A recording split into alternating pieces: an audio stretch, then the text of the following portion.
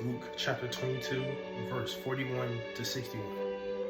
And he was withdrawn from them about a stone's cast, and kneeled down and prayed, saying, Father, if thou be willing, remove this cup from me. Nevertheless, not my will, but thine be done.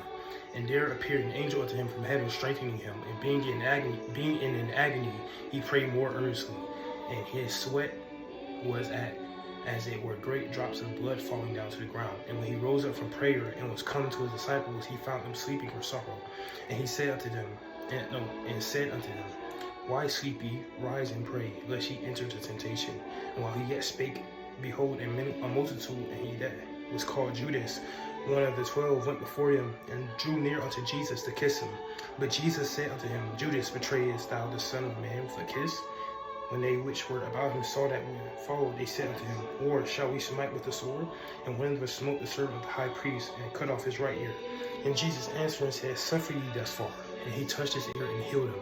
Then Jesus said unto the chief priests and captains of the temple, and the elders which were come to him, Be ye come out as against a thief, with swords and staves. And when I was daily with you in the temple, ye stretched out forth no hands against me. But this is your hour, and the power of darkness. And they him and led him and brought him into the high priest's house.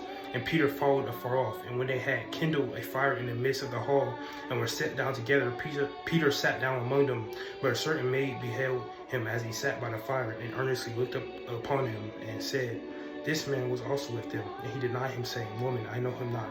And after a little while another saw him, and said, Thou art also of them.